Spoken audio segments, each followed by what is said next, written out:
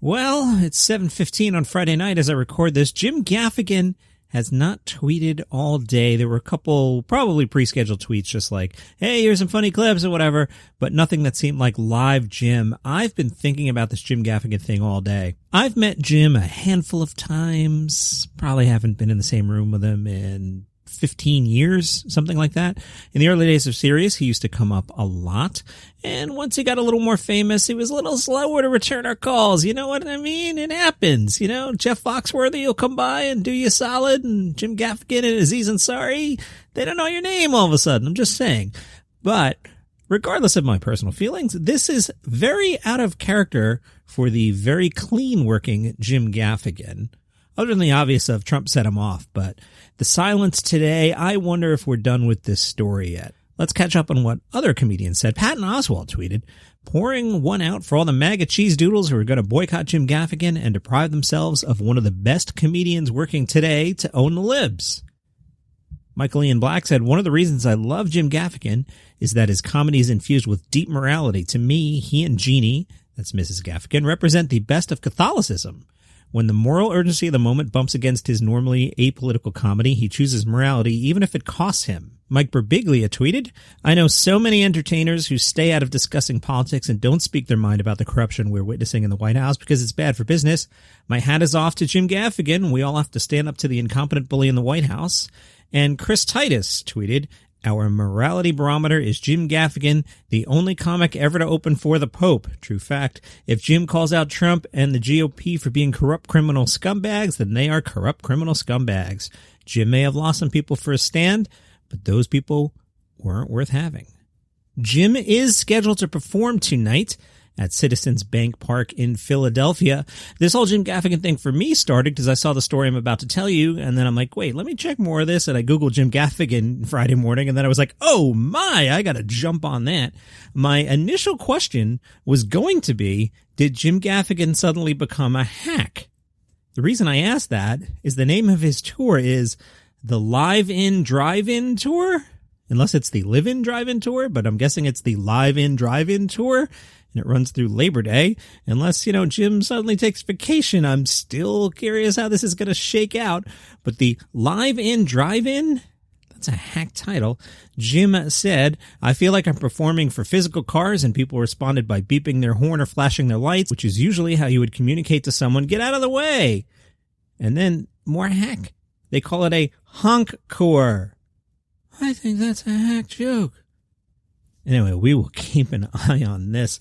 Some leftovers from the week from the late night shows. James Corden said President Trump is being criticized very much for using the White House as a backdrop for political television, but today he fought back and was like, oh, I get it. No one criticized President Martin Sheen when he did it on the West Wing.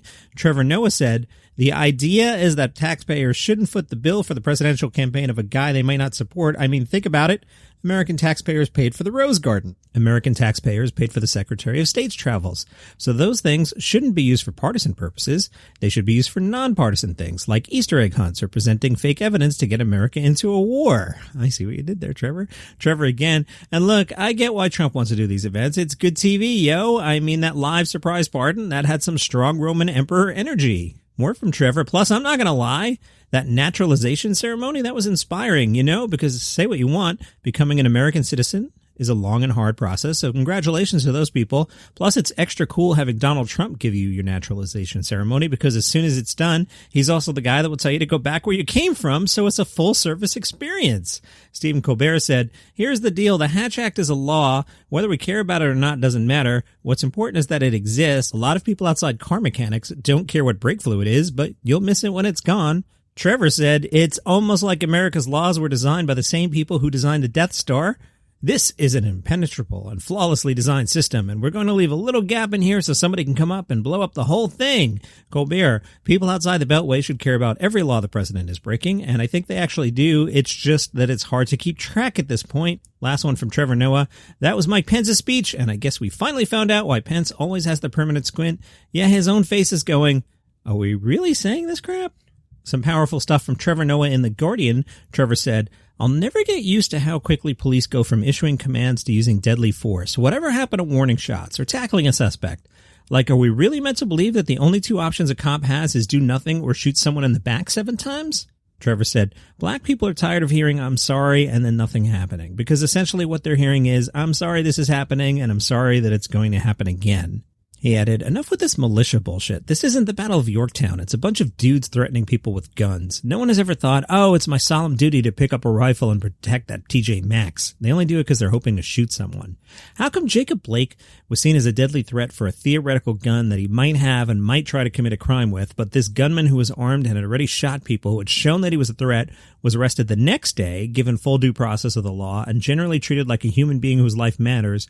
Why is it that police decide that some threats must be extinguished immediately, while other threats get the privilege of being diffused? The answer, Noah said, the gun doesn't matter as much as who's holding the gun, because to some people, black skin is the most threatening weapon of all. I'll have a lot more from Trevor Noah tomorrow on the Daily Comedy News. Trevor and the Daily Show team had some fun this week. This from the Laugh Button.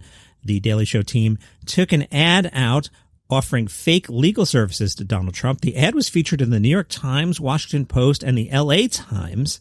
In the ad, Noah and his staff are featured as Trevor Noah and Associates and Sons, presidential attorneys. The ad reads, are you a soon-to-be ex-president? About to lose your legal immunity? Has your lawyer gone to jail? Call the very fine people on your side. There's a phone number you can call. If you call it, press 1 if you are the president, press 2 if you're not. If you call the number and push option 1, it says, hello, Mr. President. I'm Trevor Noah, managing partner of Trevor Noah and Associates and Sons.